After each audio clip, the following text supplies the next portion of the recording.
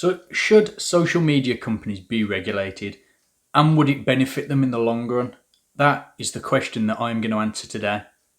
Don't forget, if you like these videos, press the subscribe button below and don't forget to press the little notification bell as well so that every time I upload a new video, you'll be one of the first to hear about it. So, anyway, back into the video.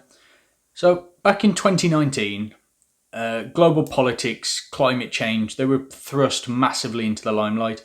And while social media has not quite grown up, it's certainly been tamed during that period. So while it did sound like Big Brother was casting its all-seeing eye across the digital and physical worlds, it did offer some opportunities for both brands and individuals. So while there were some sections of obviously the media and society as a whole that saw this as being actions that were really long time in kind of being processed and coming through, others say that the regulations that were put in place were nowhere near enough. So the growing privacy concerns, the inactions of platforms, increasing awareness of bad influencer behaviour, election fraud, and just simple failing trust in the industry. And as a result of all these changes that were made in 2019, Mark Zuckerberg, the creator of Facebook, said that itself, Facebook, and social media as a whole will have to accept some level of state regulation in order to become safer for their users. On the surface, this seemed like Mr. Zuckerberg was trying to shrug off the potential increased regulation by just simply playing along with the demands that were being placed on his platform. This increasing pressure from politicians and just initiatives from society in general forced the platforms to self-regulate rather than refuse to accept international authority. This resulted in a number of different announcements from national regulators, including the UK's Office of Communications, Ofcom, taking on the role as a social media watchdog to kind of reduce the impact that social media was having on its broader users. However, if we now fast forward effectively 2 years, in the last couple of weeks, really, you've had Facebook really going against what it said 2 years ago. So if you take a look at what's been happening in Australia over the last few weeks, so Australia have put into place a proposal, in effect, where any news reporters, news platforms would be compensated by these big social media organisations, news compilations, and groups that bring different news articles into one platform. Facebook, Google are pretty much the two biggest organisations that are affected by this. And Google went, yeah, okay, we're going to negotiate separately outside of this bill. That means that they will then pay not necessarily reporters, but pay the news outlets a certain amount. Not quite sure what that is.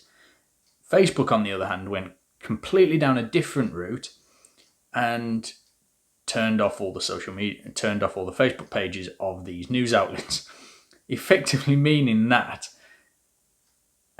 any news outlets that used Facebook to expand their audience couldn't do it, couldn't use their pages, given no forewarning of this, simply logged in on the Monday morning, and their Facebook page had disappeared.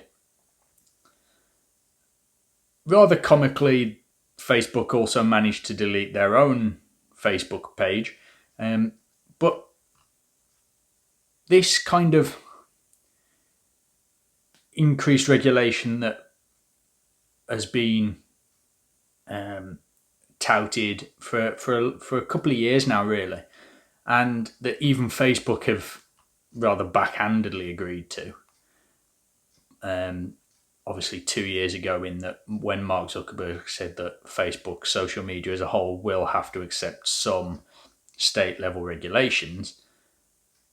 The fact that they've just decided to completely delete the pages of and take into their own hands anything that all of a sudden means that like any hint of regulation that's appeared, they've just gone completely against what they've effectively said 2 years ago, really does make me question whether these social media platforms are going to adhere to any state regulations. And it, in my opinion, social media adhering to these state regulations would actually be a lot better for them, rather than constantly trying to fight against obviously what would be nationally beneficial policies. So each country would obviously put policies in place where they would benefit the users that are in their country. So taking Facebook on a as a kind of a case study of this, that by them kind of ignoring these policies and these regulations and just seeking to go down their own way, they are effectively putting a restriction on the level of safety they actually feel they owe their customers or their users. So without really adhering to these regulations and following the laws and different things like that are in place and these agreements, the platforms really aren't taking that user well-being that they agreed to years and years ago. They're not really taking that kind of user well-being priority as much as they can, but they're just simply choosing to remove anything that is causing them a cost, which this obviously law in Australia would have done. So it's for social media platforms, it's definitely not a good look. And in the last few weeks, it definitely seems like Facebook has kind of dug themselves a hole and created a public relations nightmare, really. Even though they have now backtracked on that kind of bad tasting, ill feeling will still be there when kind of the next set of regulations goes on, and future regulations from other countries outside of Australia will then become an issue further down the line. It's already been said with the UK that it might strengthen Britain's hand. This has obviously come from MPs. So following that U-turn that they've put in place, it's likely to cause an international backlash and raise questions about the impartiality of the platform and whether it is kind of squashing free speech within its user base.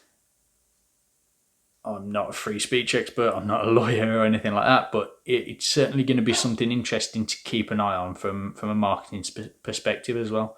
Because if that kind of gets squashed, and they're very much showing that trust that the users can have in them isn't kind of bilateral, then it might be that a lot of users start to vacate some of these platforms and go forward into a potential safer, more data